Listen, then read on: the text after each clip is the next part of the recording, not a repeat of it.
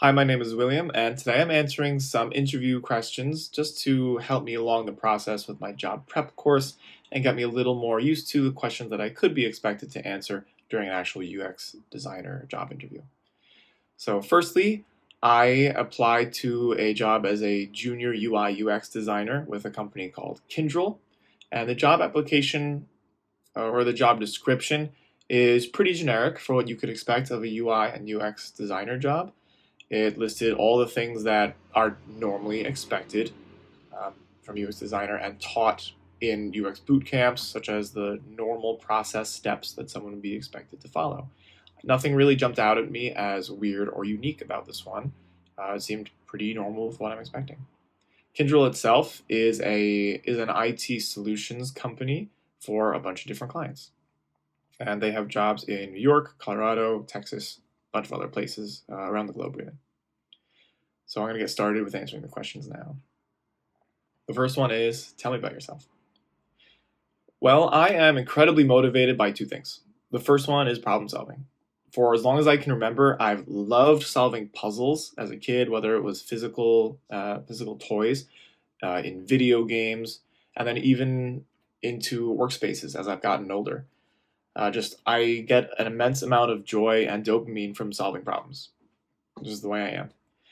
The second motivator for me is hearing the words "thank you." I don't know if you've ever heard a genuine thank you before, but it reduces me to tears. Now, these two motivators of mine have led to me becoming an incredibly empathetic individual and a super flexible problem solver. For example, when I was younger and I was becoming an Eagle Scout, it was time for my ceremony, and I noticed one of the 10-year-old boys who had just joined had problems making eye contact with the older boys and the adults. He had troubles with volume. He was just an incredibly super shy kid. And I knew that if he went through this program, he would become a competent and confident young adult. So I wanted him to get interested and to do the program. I actually invited him to have a speaking part in my ceremony because I knew that by seeing this ceremony, he would see just how important this program is for young people. And he came away from the ceremony and I could see that he liked it. Fast forward 7 years, I got an invitation to speak at his Eagle Scout ceremony. So I did what I had to do, and then I sat down, and during his speech, he thanked me by name, and I was crying in the audience. So, yeah, that combination of the just enjoying problem solving and hearing thank you just has really spurred that levels of interest in problem solving and empathy even further. Yeah. The second question is, tell me one of your strengths and how it will help you in the position. Well, I already mentioned my flexible problem solving and my ability to flex strong levels of empathy, but something else would be my intense levels of focus when it comes to solving a problem that's set in front of me. Most of my coworkers would say that I'm incredibly devoted to solving a problem that I'm tasked with, and they would even say that I am willing to do more than what other people would do. Even go to crazy lengths to solve problems with high levels of quality. Just something that I have fun with, really, just going to any length to get it done. Next, tell me about one thing you need to improve on to succeed in this position.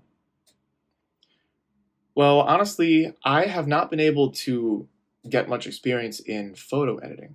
I know this is more of an IT systems and solutions role, and so photo editing might not be the most important thing here.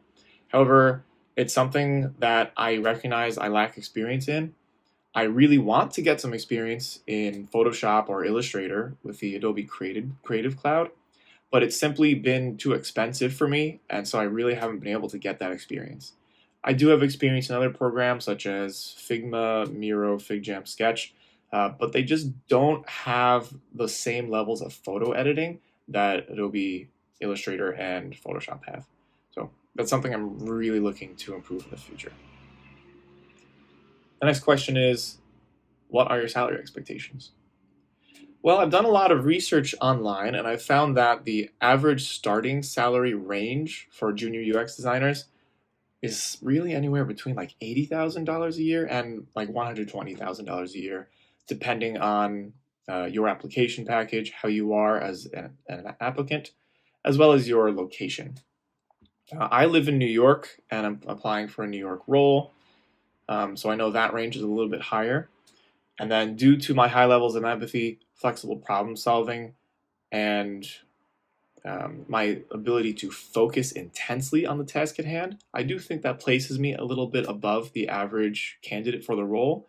And so I think that places me a little bit above the middle of the range for entry level salaries. So I am expecting somewhere around $100,000 or $105,000 a year as a total compensation package. The last question is, do you have any questions for us? I do. The first one is, if I were to be the successful candidate, what are a couple things that I could be doing right now to hit the ground running as fast as possible and start producing valuable stuff for Kyndryl as soon as possible? I don't want to have to take the longest time in the world to train or anything. I want to be able to start producing as soon as possible. So, just what are some things I could do to help prepare to get ready? My second question for you is about culture, really, especially as it pertains to the people I would be interacting with in this role. For example, are most of the user experience designers remote? Are they on site? If they are on site, do they have the freedom to decorate their workspaces? Do they have their own workspaces? Do they get to play quiet music? Stuff like that. How free can they be with their workspaces? My third question for Kyndryl is actually as it pertains to the application itself. I noticed that it didn't mention any specific project, product, or initiative that Kyndryl has going on. So I was just wondering, is this position more of a client to client based position where I'll just be working with a project for a couple months and then switch to the next one? Or does it have to do with a specific project that simply isn't mentioned on the application? That's what I'd like to know. Phew. Well, thank you so much for listening. Those are my answers to the practice questions as I listed before. Please let me know what you think. I'm practicing these constantly. I practice multiple times. I practice for like 30 minutes a row, 30 minutes at a time, timing myself for these. So I hope they came out okay. And just please let me know what you think in the comments. Thank you.